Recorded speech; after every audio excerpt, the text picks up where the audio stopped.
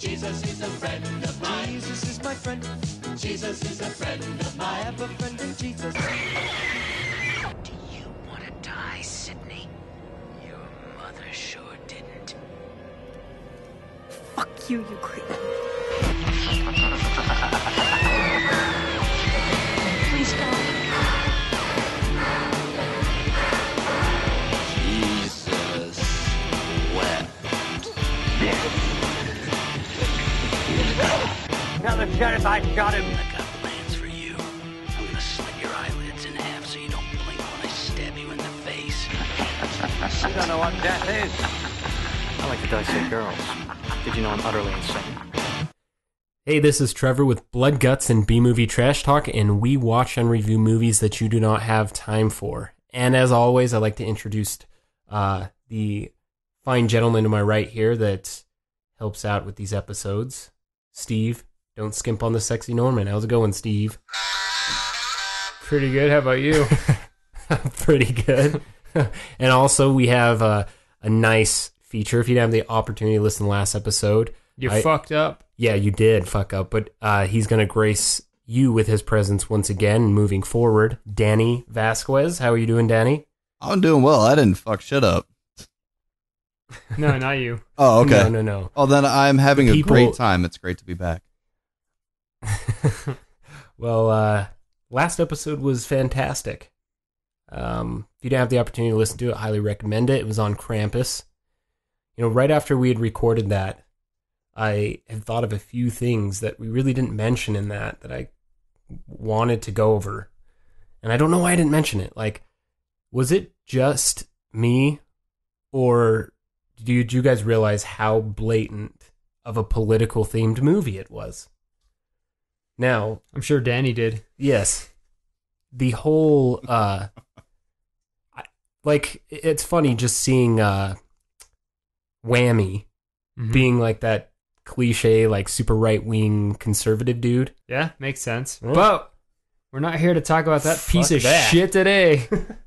We're doing Silent Night, Deadly Night from 1984. Punish! It looks like we have some conflicting numbers, Trevor. But Yes. what's the budget that you have? So the budget that I pulled up was minus all the advertisements, because we do know that this was heavily advertised, but we're looking at a $750,000 budget. And how much did it make?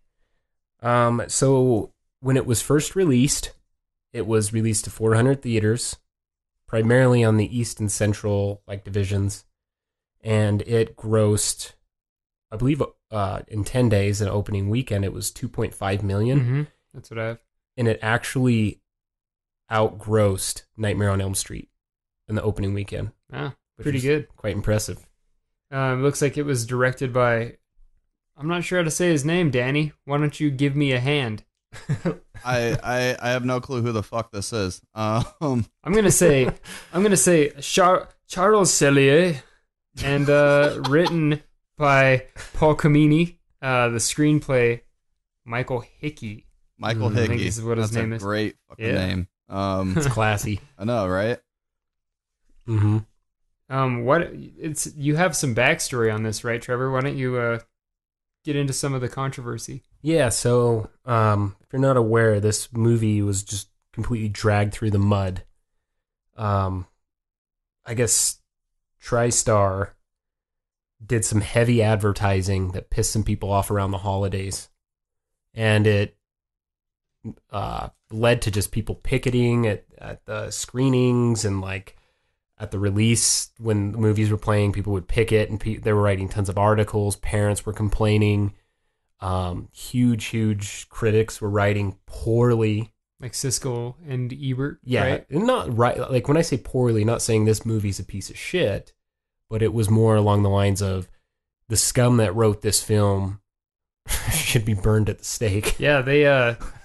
I read that Siskel and Ebert went on to bitch about the movie, saying that they read off the names of the production crew on the air and said that the money made from it was blood money and just all this stupid bullshit. Yeah, and the funny thing too is it had decent success in the theaters that it opened in, and TriStar pulled it, and they claimed that they didn't pull it because of controversy, but they pulled it because it was just doing poorly.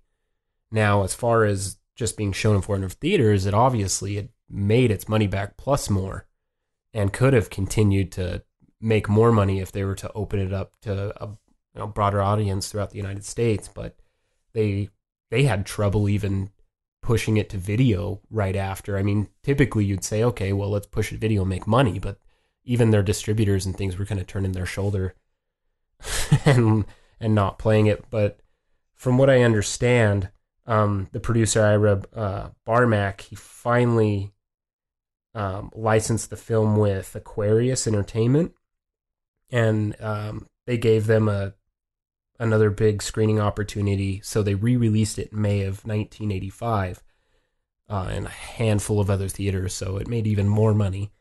But the film was then later released on video in 1986, the following year. I feel like that was like a common theme, like in the like mid 80s there, to like release a movie then re-release it, because Gremlins got the same treatment. Came out in 84, then got re-released in 85 in theaters. Yeah. And yeah, it was typical for these movies to have like big grossing for the opening weekend, and then they'd completely drop off the second. But the fact that they just completely shelved it and for over a year, I don't know. It just, from what it sounded like, the controversy is just so big. TriStar was just terrified of ruining their name. And there are also some like, Their good name. yeah, well, there's also some connections and things that they were owned or like co-worked with Coca-Cola. And Coca-Cola started like talking They're about how afraid this of film, Santa ruining their Coke. yeah, how this film was kind of rubbing Christmas the wrong way and shit like that. And so I don't know. Well, yeah, there's a you lot got of shit. Coke Santa, and no kid's gonna be like, "Oh, Coke Santa," and then get chopped with an axe. Or something. It's sure, yeah. It's so funny though. Like, it's fucking rated R. Like, don't take your kids to go watch it. I'm sorry, there's ads on TV, but I mean, these ads aren't fucking rated R. They're not showing the tits and the gore. There's a children's world and there's an adult's world, and these fucking stupid parents thought, let's take our kids, which I would have done, but that's why you're going to be a terrible father, Steve. I'll be your dad, baby. He'll call me daddy. So why don't we get into this controversial movie then, Trevor? If you happen to have the brand new Blu-ray that you proudly bought at Walmart for $7, I'm proud. Why don't you look at the back of that box? Proud. Tell me what. Yeah. I'm gonna make you proud, Daddy. Make your daddy proud. You're gonna be so proud. Proud. Tell me what you see on the back of that box. Bearing the emotional scars of a young boy who has seen his mother and father brutally murdered by a savage killer in a Santa Claus costume, 18-year-old Billy explodes into a lethal frenzy. He's been asked to put on a Santa Claus suit himself to entertain the customers of the department store where he works. Reminded of the tragic events that have marked his life, Billy embarks on a killing rampage that is as ghastly and controversial as anything ever seen on film. Silent Night, Deadly Night is the movie they tried to stop you from seeing, and it's now in its original and uncut version. Recommended for mature audiences only, but not to be missed. Well, all right. Danny Underhand Vasquez. Would you recommend somebody seeing this movie? Only if you like smut. Like, Ooh, yes, sir. Dirty. Like, really, I mean, that's the extent of it. Like, and if you want to see a movie that they literally couldn't decide which camera to use, so they would switch from one film quality to another to see some weird, like, hip dicks, to see some weird, like, boob groping. Sure, this is definitely the movie for you. I agree. Yeah. Boob grabbing. How about you, Steve? Yeah, I think this is something that you should be seeing because, like I told your sister yesterday, Trevor, the only thing that I like about Christmas is the horror movies that they made about Christmas. What about you? I would have to say that the fact that I bought this for $7 at Walmart on Blu-ray, I would say that's a steal. Good find. Because if you go to any other place out there, they're going to try to sell this to you for like $25, and I'll assure you that it is not worth $25. However, holidays are rolling around. I think it's one of the horror movies to watch and check out because it's not that typical slasher. It's got some extra things in it that kind of make you feel uncomfortable. I recommend it. It does. Well, we'll get into more spoilers and tell you why we recommend it in More just a penis minute. honking. More, yeah. This one does have more penis honking, so stick around, baby. Scream at us on Twitter at BMovieTrashTalk, at Trevor Turpin, and at Steve Norman.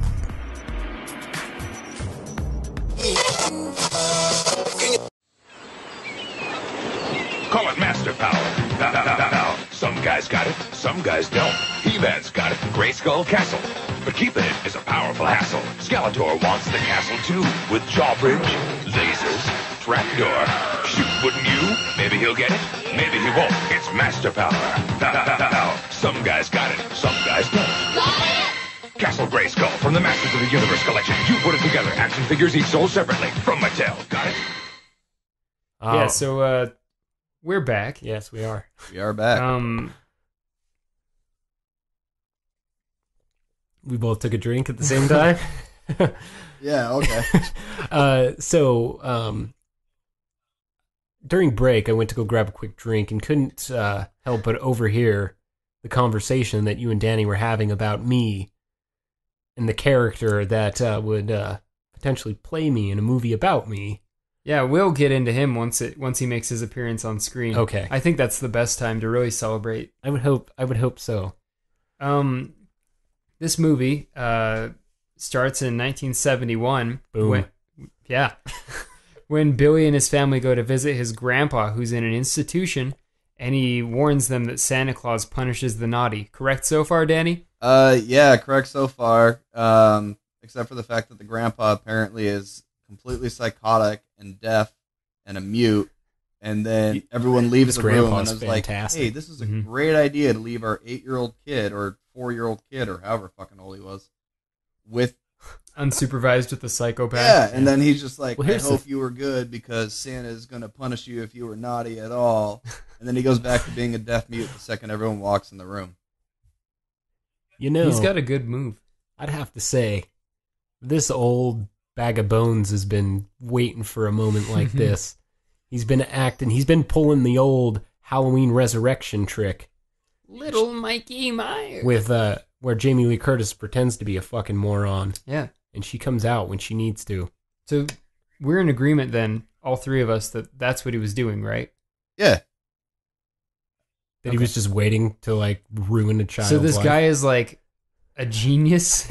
Like, he that's dedication to where you're like, I'm going to give up my whole life, live in a mental institution, just to ruin one kid's life. Yeah.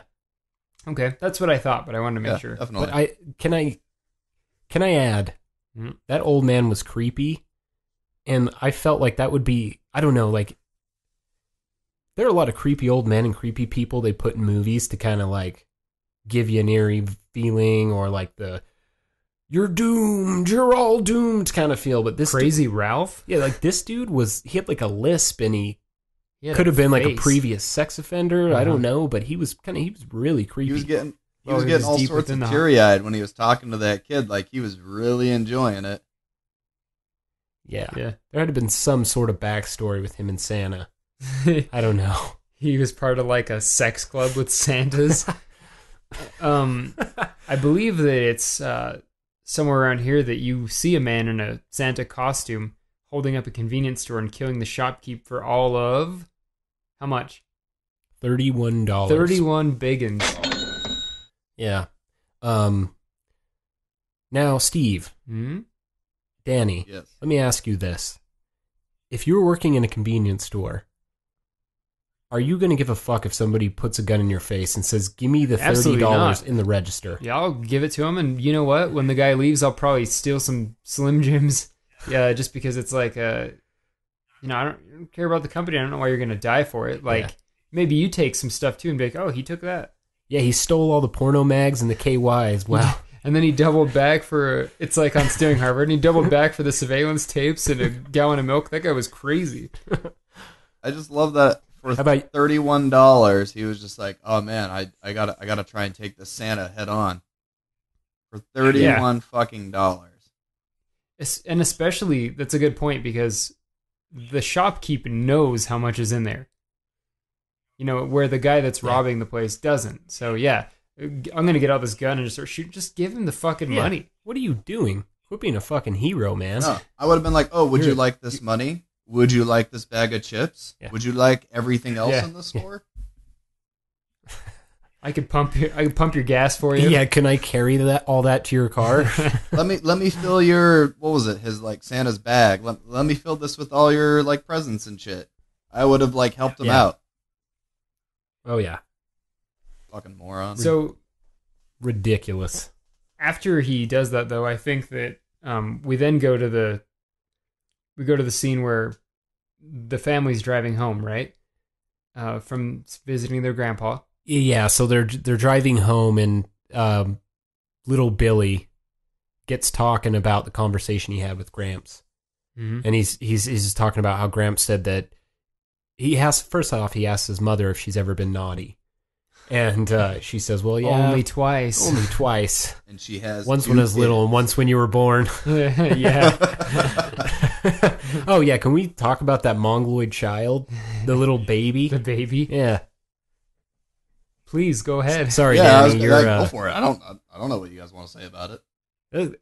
God, like Jesus Christ, man! It looks like they like just bundled it up so tight its tongue and everything was just popping out like a fucking Mad Ball toy. Like when you can't put your arms down, like the little brother on the Christmas show. Yeah, very ugly kid. But Billy gets talking to his mother about how being naughty's a problem, and a conversation arises where he says that Grandpa said, "I'm going to be punished," and she starts talking bad about Mr. Grandpa, and the child comes back and says, "No, Mom, you're naughty. You can't be talking about old people like that." And promptly they see a Santa Claus that's having some sort of car issues, seemingly, right? Sure, yeah. So they decide to pull over. Yeah, kid's terrified. See he doesn't want to pull over. He calls it. Well, yeah, I mean, who does that? Yeah. This might have been the Santa Claus that ruins it for everyone. Danny, in very graphic detail, can you tell us what happens in the scene? Leave the rape scene up to Danny. Well, let's see here. First, they're like, "Oh, do you want to stop and talk to Santa?" And the kid's freaking the fuck out. So at what point do you go, "Yeah, we should really, stop and let this Santa like talk to our child"? Like that was the weirdest thing to me. I'm sorry, but if I see someone stranded on the side of the road in the middle of the night in the middle of nowhere, I'll like not help you. That's my motto. Sure. Yeah. I don't know how people did it back then, but yeah, nowadays that's a no-no. Yeah. I mean, I think that's how almost every Hitcher movie starts, right? Mm-hmm. Yeah. So, but he's like, "Oh, how can we help you, Santa?" And he's like, "Oh, I'm fine. I'm Santa." And then he just fucking shoots him. And somehow the kid gets out, runs all the way, and just hides behind a whole bunch of reeds in the middle of fucking Utah, like on the side of the road. And then Santa decides like it's time to see some boobs, and then slices the mom's throat, and the kid sees everything, right? End scene. Yep. Yeah. So it's quite graphic. Like his father is shot in the head and falls out of the car, just bleeding out of his skull, and the kid's like watching this, and then he literally just watches his mother get fondled and get her throat slit. Yeah, and I wouldn't so much say it was a rape, as much as it was just weird switchblade play. Like he's sort of rubbing around. It's weird to be sure. Well, however, I don't know that it counts as a serious sexual assault. Yeah, I agree. I don't know. I think the director has a thing for that, or whoever wrote it, because there was a lot of weird boob rubbing going on around like the entire thing. All I could think about watching this was Sigmund Freud. Like, it was very troublesome, like, your concept of parents as a child and sexual repression, and it was very motivated by that. And I don't know. I don't know if the director was trying to do that or if it was just one of those films where he's like, yeah, we need more tits. We need more blood. See, Danny, you're a guy that's in some kind of marketing professionally, I believe. Now, is this guy wrong in marketing his film by showing some more boobs? I mean, to be fair, everyone loves them from babies on up. Yeah. Right. So was that or was that not a good marketing ploy to sell this movie? I think there's a different way to do it, but Like I mean, Carl's Jr. ads or something? He took a premise and was like, yeah, this is gonna get people to watch my movie, and then he made it so awkward to the point where it's like, oh, I don't know if I can watch this anymore. See, and we'll continue to get into this, but that's what I find, and excuse me if I use such a bold term as brilliant, but what I find kind of brilliant about this film is that he completely goes through the transition or the progression of this kid's psychological damage from a young child to maybe early teens and his relation with sexual intercourse, watching the people have sex, which we'll talk about here, and then his sexual conquest when he's 18 and how he felt like, I don't know, I feel that with people that kill, a lot of serial killers and a lot of people that commit acts like this, sexually, like, they're just sadomasochists. They get off by this. Like, it's, so I don't know, like, I don't know. I think it's a unique thing to be able to see this kid's progression, because typically when you watch these kind of slasher movies, it starts from the killer just killing people. You don't know why he's this fucking creepy asshole. So, I mean, that's interesting to me, and I kind of like it, even though it's very uncomfortable, uneasy to watch. It's not a first dater here. Yeah. Well, I don't know. I think work. that's definitely a first date. You gotta shock them. You gotta show them everything up front. You just play this movie. This is what I'm into, and you play this movie on VHS and just stare at your date, not even look at the TV. Well, to borrow a line from Steve, I think you gotta show this on a first date and just hang brain and see what happens. Exactly. And if she likes that, then you got to keep her. There you go. Oh boy. Thank you. All right, so where we at? The progression does sort of remind me of that the Richard Bachman book that Stephen King wrote, when he was being Richard Bachman, called Rage. Like the kid sort of has a weird psychological bunch of stuff happening where every time he gets ready to like get sexy, he just thinks of like this thing like his dad sort of ruined for him. But anyway, Yeah. So where we were at was Billy and his brother Ricky are left alive, but they might as well have been killed because guess what? They're doomed to spend their lives being raised in a strict Catholic orphanage by women that clearly hate the human race. In Utah. If that doesn't blow your mind that there's some sort of Catholic orphanage in Utah, let me continue. On Christmas morning, a man in a Santa costume pays the orphanage a visit, and Billy is made to go check him out after he sees a weird bunch of Skinamax sex through a keyhole, right? Yeah. This is like the second. This is like I mentioned, the second part of the movie where we see he has another interaction with like a sexual, like, peeking through the keyhole. Yeah, he's seeing this again. So this is like setting him up. Well, and like, he keeps getting in trouble for everything, showing right? you. So that's the other part. Yeah. It's like they want him to just give up on life or something. Yeah, he's punished for drawing a terrible cartoon. A illustration of Santa Claus decapitating the reindeer, I believe. And Santa now, being stabbed several times. Yeah. Yeah, and he's told to hang it up on the blackboard, and a brown-nosing asshole student screams and says, "Hey, sister, look at this, it's terrible." And so she sends him to the office. He gets punished for that. And he goes to his room, and one of the sisters that understands his situation says, you know, go out and play. I understand that you watched your parents get murdered by Santa Claus. And he gets punished for going outside when he was clearly told he could. So this kid's just fucking... Mother Superior is a bitch. Oh, boy. She's the one that keeps fucking being mean to him. Yeah, she's bad. Now, the iteration of Billy that we're talking about is the one that me and Danny were discussing earlier, that if you took a young version of Trevor and you, for dramatic purpose, in the Trevor Turpin life story that we're filming... You need to tweet this. You need to tweet a picture, a side-by-side photo of this, because I completely disagree. If you took the... Now, keep in mind that when you're watching things like Unsolved Mysteries, they like to over-exaggerate the features. So, Trevor was no way as ugly as this kid. But if I was making the movie, I would have the kid, because he's got the Crypt Keeper haircut like Trevor used to have. And he's got red hair. And he's just... brown hair. It's reddish. It's like one of those kids that you'd be like, oh, you guys made a movie about me? That's cool. And you watch it, what the fuck? The kid was a Mongol, man. Let's just call it what it was. Yeah, and I'm being compared to that. This is fantastic. Oh, yeah, sorry, Trevor. So, yeah. It was Danny's idea. Oh, good call, Danny. So I just call it how I see it. Oh, boy. Well, we'll let our few listeners be the judge of this photo when we fucking post it.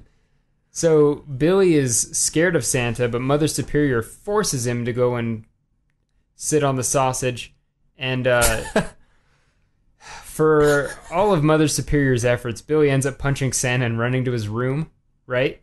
Yeah, he punches Santa in the face and runs in there and cow. This fucking 8-year-old kid somehow socks like a 30-year-old Santa and sends him flying across the room. How the fuck does that happen? He's got the rage. He's got the retard strength. Yeah. It's all that anger and sexual repression that will later come out in his late teens. And if you have never seen MacGyver, you know that the mullet carries mystical powers. So, yeah, he gets sent up to his room. It's very clear that everyone's picking on the kid. And now, was Mother Superior's, like, I mean, come on. Do you have some sort of idea of what you're doing? Like, this kid's parents were brutally murdered by Santa Claus, and your immediate response to his recovery, you gotta beat it into him, man, is to say, you need to sit on Santa's lap and face your fears. Like, yeah, maybe when you're a grown adult and you're an alcoholic, and I don't know, maybe, but man, this kid, I would say, this is a good 5 years, maybe 5 years tops after his parents are killed. Because I know it gives us the dates. It's not very many. It's only a couple. True. But yeah, it can't be more than 5. Yeah. I think she's of the mindset of like, if you fall off the horse, you need to get back on it. Yeah. I mean, I can see where she's going with. But she is a much bigger bitch than she needs to be. She's using the tactic. You're crying? Well, do you want me to give you something to cry about, kind of thing? Like, pull your pants up, fucking quit being a baby, kind of thing. So 10 years later, though, adult Billy leaves the orphanage and gets a job as a stock boy at a mom-and-pop toy shop. While he's working there, Billy is sweet on his coworker Pamela, but every time he feels romantic in the pants, he keeps having visions of the parents' murder. Yes. Now he's very... Let me see, how would you say this? He seems like a gentleman. He seems like he's been fixed. I don't know. What would you say, Steve? Yeah, he's less of a psychopath so far. Well, so far that you see. And he's apparently super attractive because the toy store dude was like, I'm not going to hire a boy. And then she's like, oh, but look at him now. It's a good point. And then he turns around and he like looks him up and down and he's like, oh, I guess he can start tomorrow at 9. Yeah, another sexual like theme. Like the way the camera tilts up and just kind of views the kid's whole body and then cuts back to the store owner's face and the reaction is just kind of like sexual. You know, it's like kind of weird. I don't know. That's how I felt. Yeah, the store owner definitely thought he was pretty handsome. Yes. I agree. That's a good catch. Mm-hmm. On Christmas Eve, Billy, for whatever reason, is forced to dress up as Santa at the store for the kids to sit on his lap. Yeah, it seems that the other Santa broke his ankle doing some sort of activity. I can't Drinking remember. activity. Do you remember, Danny? Wait, what? The Santa that got decommissioned for Billy to end up being Santa. What happened to him? Oh, I don't know. I don't know if they actually explained it. I kind of stopped paying attention to the movie for a few seconds. Because it's pretty common for a mall Santa to get injured and not be able to fulfill his Santa Claus duties. Yeah, there's some sort of activity. I can't remember what it was, but yeah, he'd hurt his ankle, which what I thought was kind of funny. Like, don't Santa sit? Yeah. Like, what? It doesn't matter if you have a fucking baseball-sized ankle. Like, you sit. Mm-hmm. But anyways, this puts Billy in the position to be the Santa. And it just sets it up for a pretty awkward scene where he has a child in his lap, and it gets a really odd vibe that's sort of like rapey, but not rapey, but just weird for a while. It's a very... This is another sexual scene, and this is, I'd say, like, one of the... Well, there's a few scenes in this movie, but this is one of the bigger ones that makes you feel uncomfortable. The way he's interacting with this child and telling her that she's naughty and that she needs to stop crying or else he's going to punish her. Punish you. Yeah. It's really weird. You got to give it to the guy for having a catchphrase, though. Oh, man. Put naughty.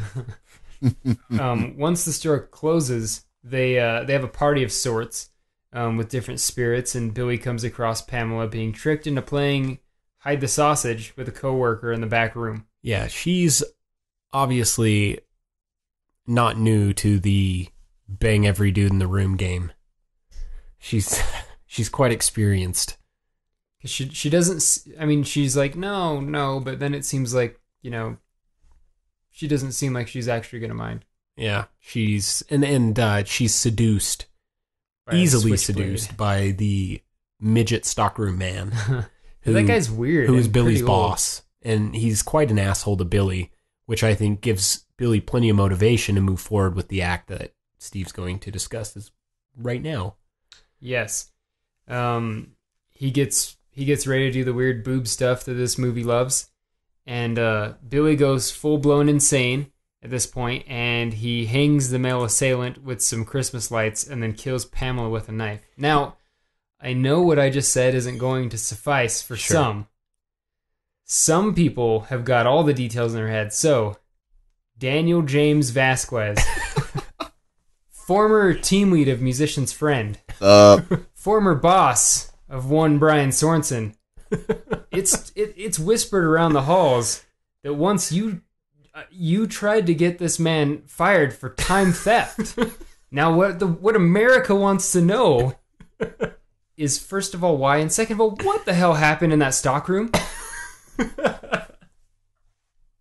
Well, I'm trying to think of the best, most PC way to say this, but oh boy, I mean, where did anyone notice that he hung the guy up with the Christmas lights with one arm? Hey, that's strength. Like, you know what he's been doing with all that pent up rage. He literally just picks the guy up, like holding Christmas lights, picks the guy up and strangles him with one arm, and somehow the Christmas lights like cut into his throat and he's bleeding everywhere. And then instead of being grateful that he just saved her from getting raped, which, by the way, he was motorboating her like crazy. Like, I don't know what direction the director gave him there, but it was like rip open her shirt and just rub your chin all over her chest. Hey kid, we paid for this set for the whole hour, so make use of it. Yeah, and it was easily. I mean, as this is happening, Billy is jumping back into his skull, rehashing the event he had seen with his mom, being fondled and killed, and the way that the store backstock supervisor is fondling this Flues, it's quite similar to how his mom. Yeah, it's quite similar to how his mom was murdered, and so I think that completely puts him over the top. The supervisor had some sort of switchblade thing too, right? It was a box. Did he have a switchblade or was it a box cutter? Oh yeah. But yeah, he gets manhandled, and I think it's funny that she immediately doesn't thank him for saving her from a rape. From a rape. I mean, but she does kind of the opposite Yeah. of what you would expect. Yeah, she gets upset and says, "Oh, you're a psychopath. You're a psychopath." And he realizes that at this point, she's naughty. She's naughty, and she's gonna have to pay. Yeah. And so he proceeds by saying naughty and punish, and he cuts her from, I believe, her sternum all the way down to her navel with a box cutter. You got to get it right, Trevor. He cuts her from the belly button all the way up to the sternum. Oh, that's right. Sorry. God damn it. That's what happens when you watch the movies backwards. After that point, his boss, Mr. Sims, come in and is killed by some form of a hammer. After that, Mrs. Randall, who's another old woman coworker that sort of looks like what's that? That old ass lady, the fucking barkeep in Cheers. Sure, yeah, like the woman version of Dio. Yeah. She comes in and sees the havoc that Billy's wreaked and gets shot by an arrow in a very great gripping scene of some bow play. Bow play. Now, we haven't talked about bow play for quite some time now. It's been since episode 1. Danny, now, let me pop your bow play hymen here if you haven't listened to the first episode of B-Movie Trash Talk.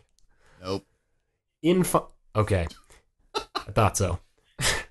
In Final Exam, there is a ridiculous scene where a bow is used to kill.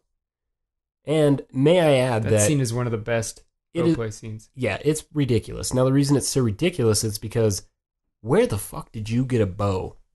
And what has made you move forward with killing somebody with a bow rather than something a bit more, I don't know... Traditional or easier to handle? Well, he's in a toy store, right?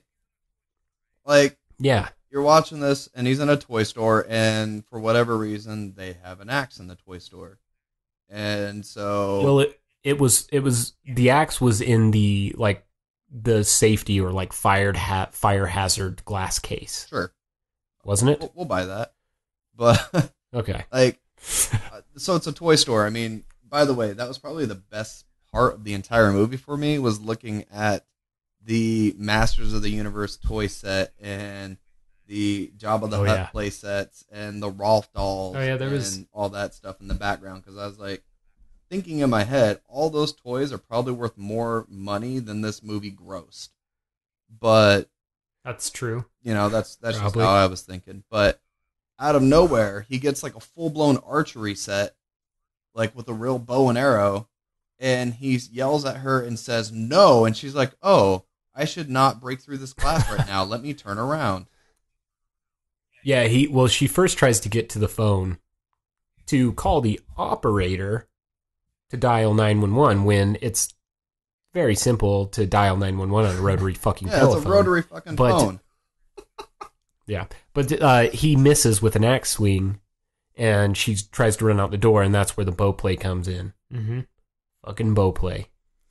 For some unknown reason after this, and you could speculate, probably to propel the unlikely story back to the end scene, Sister Margaret is at the store and sees all the destruction and runs back to the orphanage.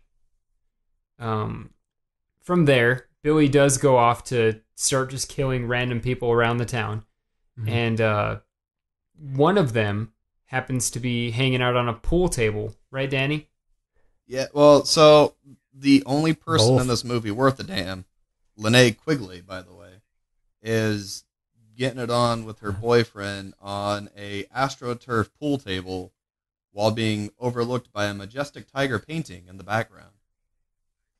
Now, I brought this up when we were watching this, Steve, but Danny, can you give us a brief rundown of Quigley's career? So, a lot of people would probably recognize her from The Return of the Living Dead, or Indeed. Night of the Demons, or Nightmare on Elm Street for number 4. God, she was in what was it? Chainsaw Hookers. Yeah, she was in Chainsaw Hookers. Hang on, this is gonna fucking drive me nuts. Classy Give me a second. fuck bitcher. No, you're right. And I had mentioned that. Hollywood I wasn't Chainsaw quite Hookers. sure Damn. Yeah, We did an episode on that. we did. So if you want to listen to it, I don't. and get a earful of Gunnar Hansen's I acting wasn't skills. on it, so I don't care too much. Well, I highly recommend it. Oh, okay, well, I'll do it. Unless you want to watch the movie. You could watch it and then listen to it, and then we could talk about it. Okay, we can do that. Length. For no reason, not even recording it. Oh, okay. But anyway, she was in Pumpkinhead too. So I mean, her entire film career essentially is running around shirtless. Punish! I wish that was mine. Yeah. Those tits have put some dollar bills in her bank account. Yeah. when he shows up to sort of ruin everything at that house, he happens to do a pretty sweet kill scene where he impales with some antlers. Now, prior to this, though, the police station is obviously aware of the Santa Claus killings because one of the sisters goes into the toy store and sees the murders. Right. Now, Sister Margaret. The cops stop by a house first because they see a Santa Claus climbing through the window, and they go in there with guns fucking pulled out, pointing the gun at Santa Claus, and find out that Santa Claus is actually the father of the house, and they almost kill they almost kill a Santa Claus, but the wrong one. Right. And so he makes short work of the people at the house. Mm-hmm. Then there's I believe next there's a scene with a little girl that asks if he's been naughty or nice, right? Well, so she comes downstairs. She starts walking downstairs while they're getting it on the pool table. And they tell her she has to go back upstairs because if she doesn't go to bed, she'll be naughty and then Santa won't give her any presents. And this girl's face is like the equivalent of a plastic mask. Like, she has no expression whatsoever. And she's like, oh, okay, and then goes back to bed. And then they start getting it on again. She thinks she hears the cat. She goes upstairs, and Daisy Dukes, without a t-shirt on, in like 20-degree weather, and opens the door. The cat comes in, and she's like, oh, okay. And then all of a sudden, out of nowhere, there's Billy, and what's his catchphrase? Was it naughty or was it punish this time? I couldn't remember. Punish! It's both. It was He's both. got two. And then he gives the little girl the knife, right? Yeah, so, first he kills the two. He impales Quigley, which I thought was a fantastic scene. And you can obviously see that in the extended version, the unrated version, they actually included the impaling. But they didn't bother restoring it, and it looks like it also probably wasn't stored anywhere to help it. To withstand the age. So the film wouldn't break down. Yeah, so that's why you see the transition of film grade. It's not because... I don't know, they may have shot on different cameras, but it was because those didn't make the final cut. But when they made this re-release, it's kind of like that. It's like on My Bloody Valentine, but the difference is the My Bloody Valentine ones were restored a little bit. Yeah, which made the movie look cooler, I thought. Whereas in this case, it kind of distracts you because it goes VHS quality all of a sudden and then jumps back to like the Blu-ray. Yeah, they didn't even color grade it. I mean, it's the contrast, like it's completely dark. Although it's still better for having it in there than not, so indeed it'll do. But anyways, yeah, he impales her, then he throws her boyfriend through the window, kills him, and then the girl catches him before he exits the house, and she asks if he's brought her any presents, and he asks, have you been naughty? She says no.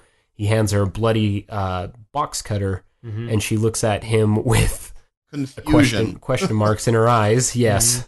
And he just it was the weirdest thing. She was just like, oh, I guess I'll take this. Yeah, thanks. Yes, and then he proceeds to exit the house before the police come. And the body count's raised when Billy sees boys picking on a couple of kids that are sledding. Naughty. And he does some head cutting. Oh yeah. Well, so that scene's pretty good. In that last scene when he's killing those two, literally every other word out of his mouth was punish. Like, that was the weirdest catchphrase to me for a movie. Dude, I love it. he's kind of like, do you remember those WCW like wrestlers that were like they were like stuffed animals, but you could like wrestle pillows. them? Yeah, but They're they like- like talked. Yeah. You're like, you're breaking my arm. Yeah, like, dude. That's what he's like in this movie. He's like, punish, leg drop. Like, well, my notes in Vertical this movie, suplex. by the way, when they're making out on the table, he's like, "I'm gonna put the 2-ball in the corner pocket." That's fantastic. That I love that. By the way, I gotta use that in the future. But right below that in my notes is literally punish with exclamation points behind each one, because every 5 words in the movie is him screaming punish or naughty at someone. Because that's his grandfather made it clear when he was a child that And so he's did- going to be punished by Santa for being naughty. And so did Mother Superior. Oh yeah, Yeah. You get raised by those two fucking. yeah. I when you have thought it some was like so loony-ass weird, but so grandfather. great though, just to like scream punish at someone and then like impale them or throw them through a window.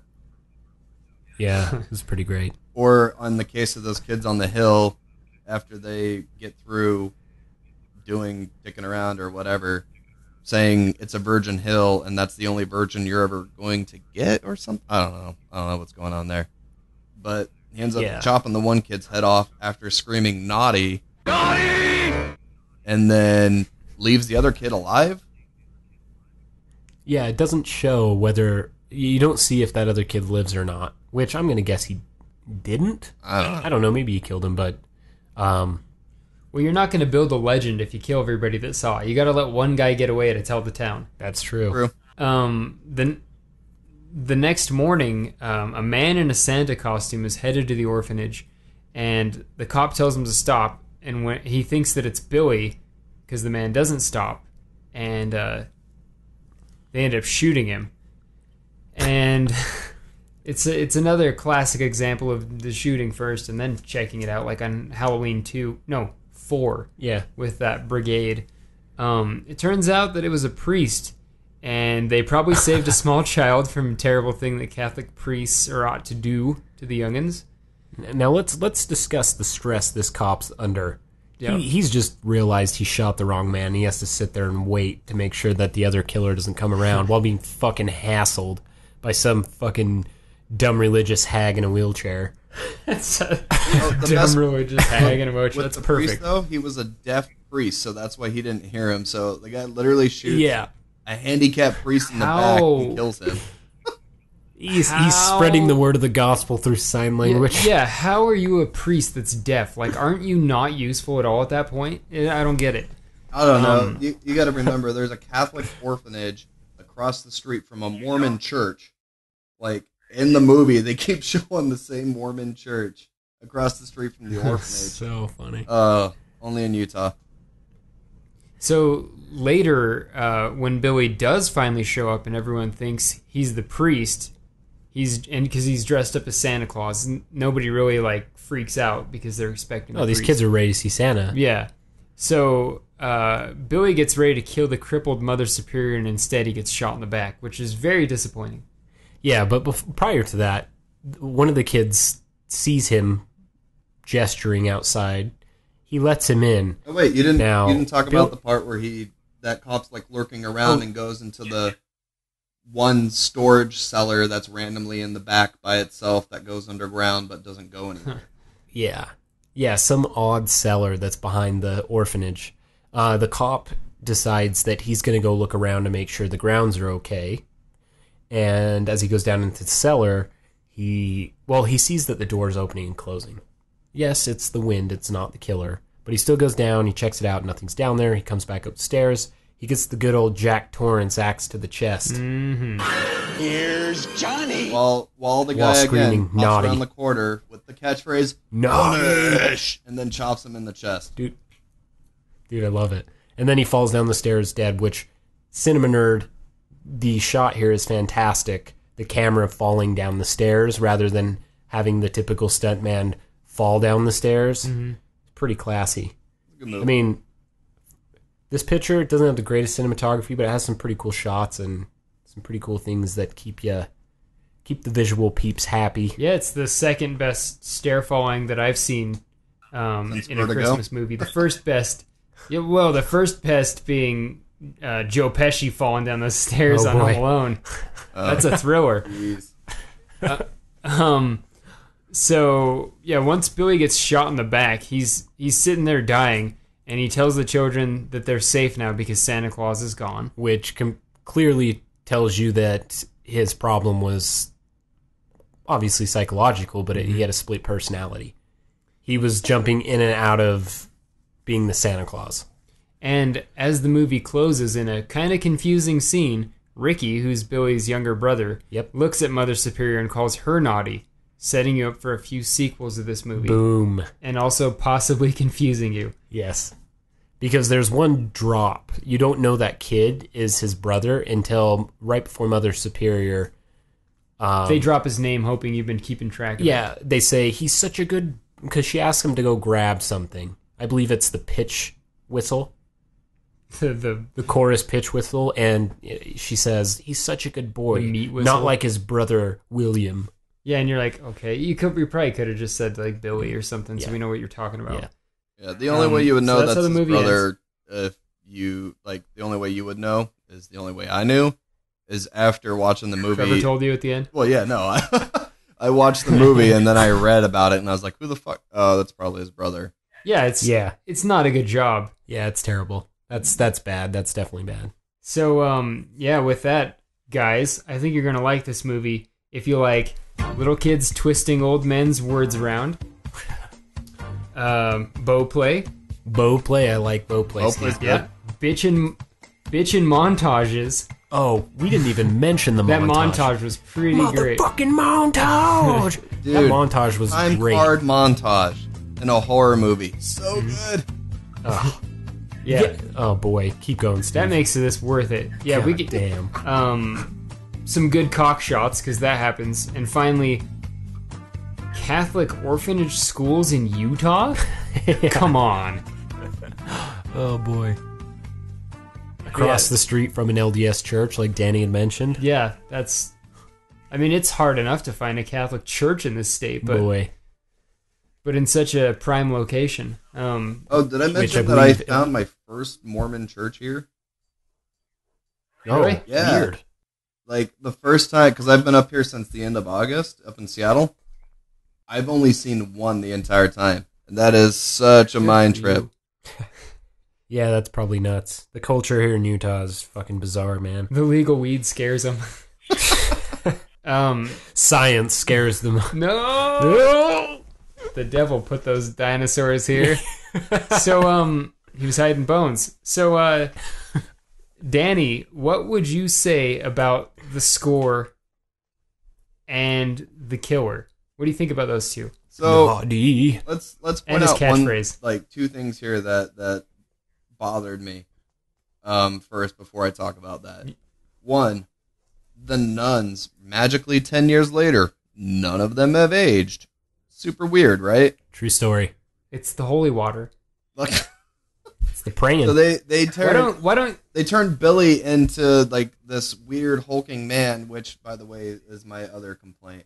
But none of the nuns age at all. They all look the exact same. I was like, you're going to go through all this effort and then just make them look the exact same. The only thing they did is put Mother Superior in her wheelchair. Yep. But two,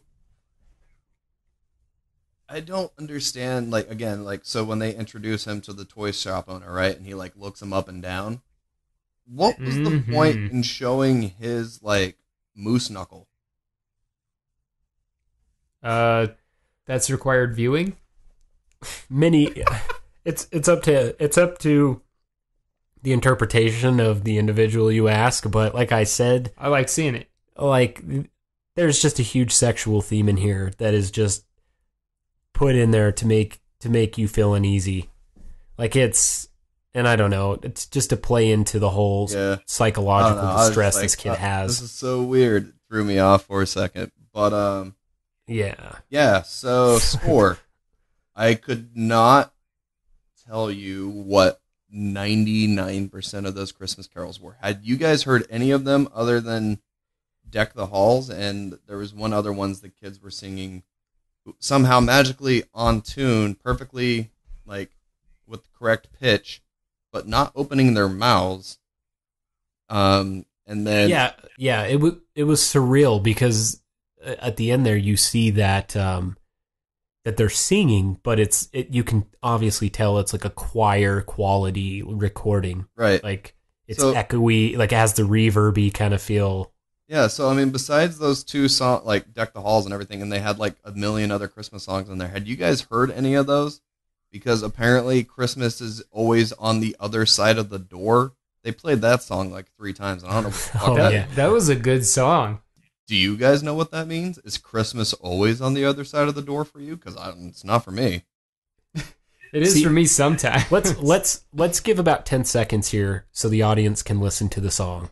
Okay. I'm looking for the warm side of the door where the fire's bright and it's burning every night. I've never heard that song in my life, but I feel they've probably run into some sort of copyright issues that would put them over their budget. Yeah. Therefore, they are, I don't know where those songs came from, but they're obligated to use them. Instant classics. Boom. So, Trevor, what do you think about the gentleman that kills the score and his catchphrase? Now, I'll go with the score first. Now, aside from the odd Christmas tunes that I've never heard, which are somewhat catchy and pretty funny, but the score I kind of liked. It was really bizarre and had... It had a little bit of a Neon Maniacs feel, I thought. Kind of did, yeah. And there were some instances where it was kind of Texas Chainsaw Massacre-y feel.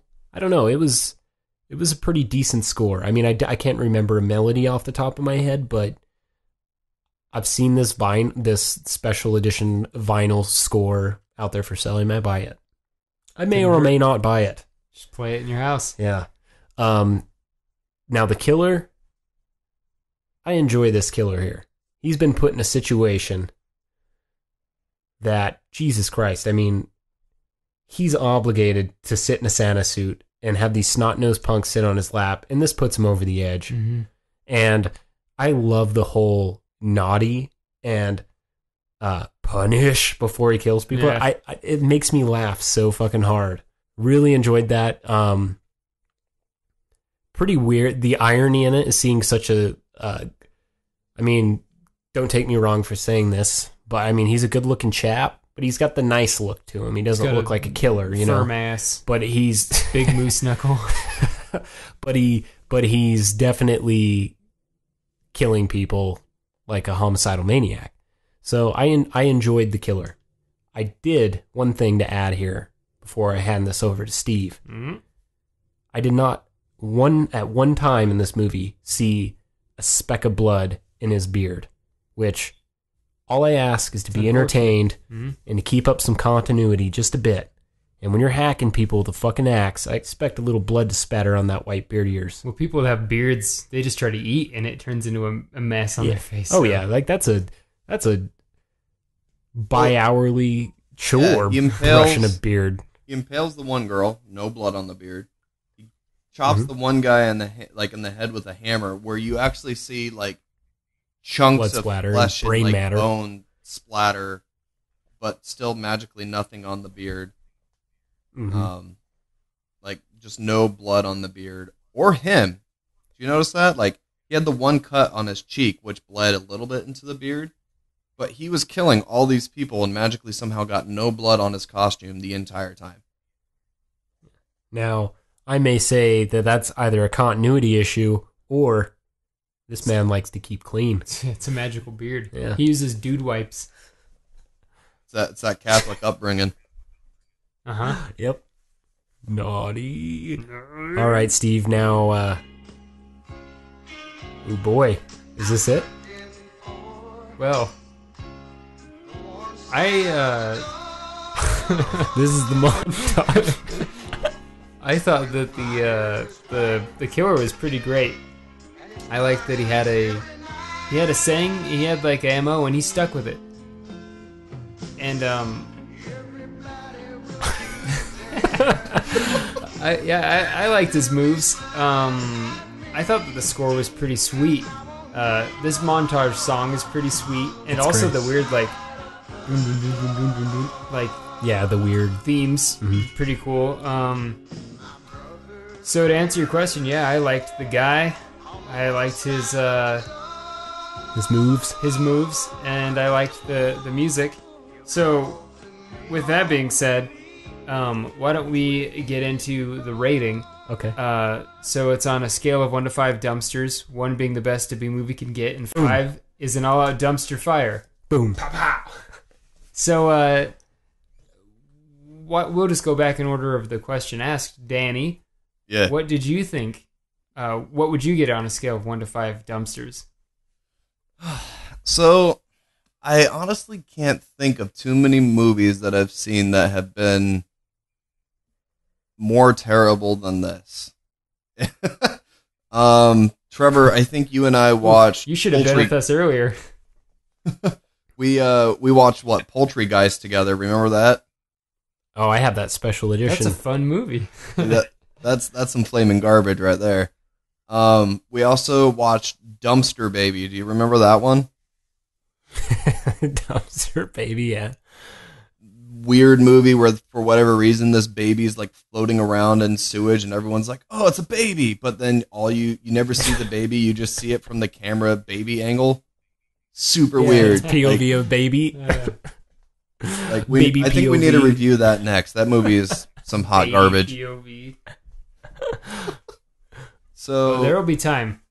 Okay. So taking those two movies into account, I'm probably going to have to give this a 3.9 dumpster fire.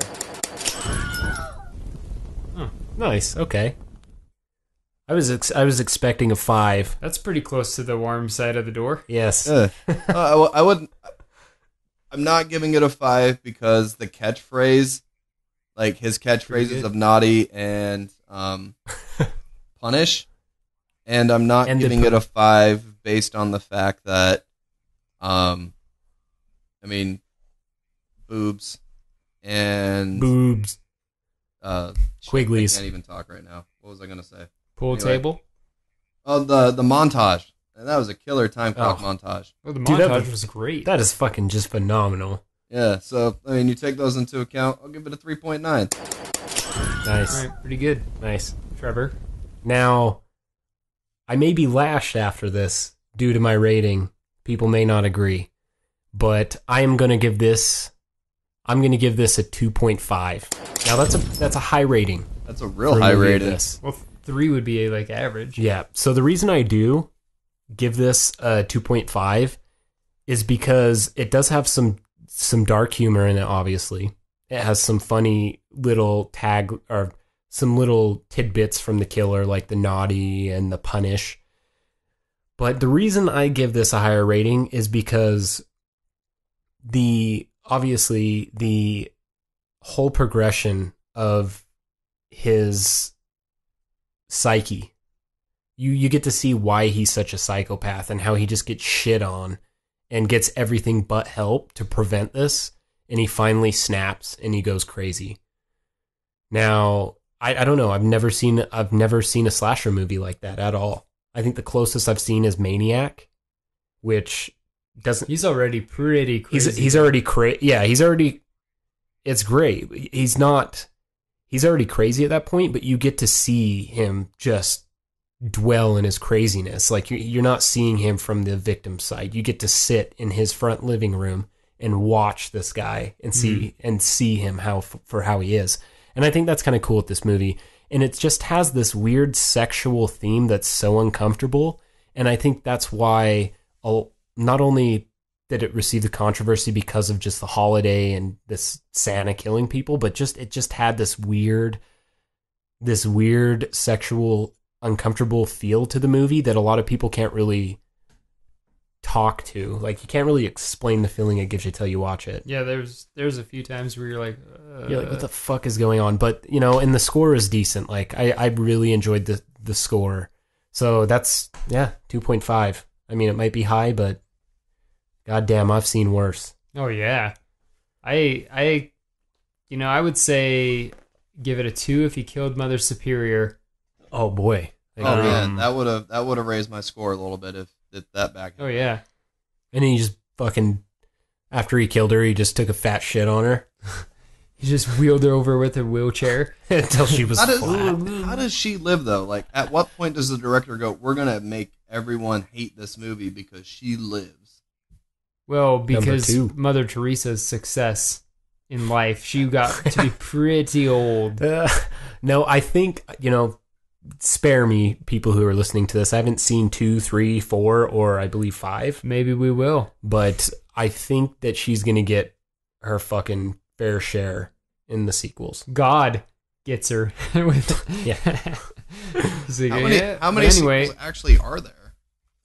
There's 5, but only the 2. Well, there's 4 sequels, so there's 5 in all. Yeah. Only 2 more of them are related to the story, though. But I would say I would probably give it somewhere around. I think a 2.5 is where I'd give it. Also, it's solid. Yeah, I feel like that seems like it's kind of low, but because like it was a pretty sweet movie, but I guess if it drug just a little bit less, I guess it would go up. But it's a pretty good time. Yeah, it has some things it needs like there's a lot of things that could be improved on it. And like I think the only reason I didn't give it like a 3 rating was because like the backstories there, the child. Well, you watch him break not down. Fucking boring. Like you like kind of sympathize with him as the killer, which is very odd. Mm-hmm. I mean, yeah, like when you're watching a slasher film, you want to see these stupid fucking loudmouth, obnoxious kids get their own, get killed. But in this instance, you're just like, by the end of it, you want him to kill this fucking nun. And it's terrible. Like, but it's like the only person you want to see him kill in the whole movie, though. Well, yeah. I mean, these people that are... I guess that's aside true. from the guy in the back room, I guess he could have been beaten up instead of killed. But yeah, you kind of feel for the killer, and you're just like, God damn, dude, he's just been shit on. Yeah, you don't blame him either. Yeah. Like it's not. It makes sense. It's like the story behind the fucking call center killer. You're just like, what a psycho, and then you like realize, you're like, God damn, that's where I stand. Well, I guess you better go check it out and decide for yourself. And if you think anything different, then I guess you can let us know. Let us know, please. I'd love to discuss it. And if any of you, I would say, can put it in 10 words or a tweet or less, why this film makes you feel so uncomfortable. And also, don't forget to visit our website. Yes. bmovietrashtalk.com. Indeed. All of the episodes are on there. Mm-hmm. You can also get us at facebook.com/bmovietrashtalk and Twitter at bmovietrashtalk. You can get me at Trevor Turpin and at Steve Norman with a D at the end. Yes, don't forget the D. It's not silent, but it's just hard to hear. That's right. And Danny, do you have a handle yet? Yeah, I just created it actually while we were doing this. Hell yes. Yeah, everything is taken. So he was doing it to the montage.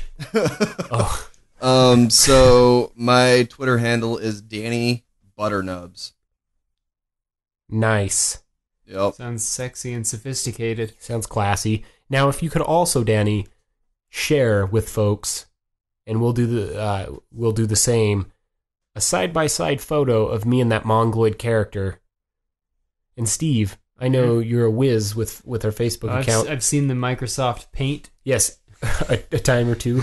Can you create a poll of whether or not I look like a fucking Mongoloid or not? With I don't the know, but side-by-side photo. I'll try. Go to Quiz Monkey or something.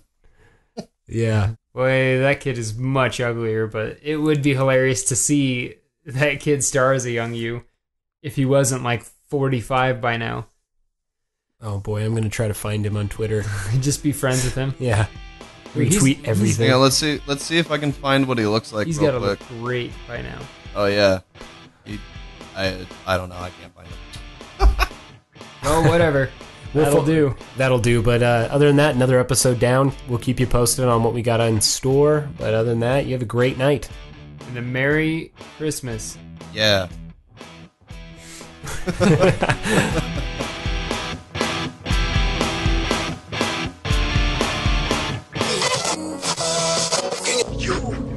see Santa Claus tonight. You better run, boy. You better run for your life.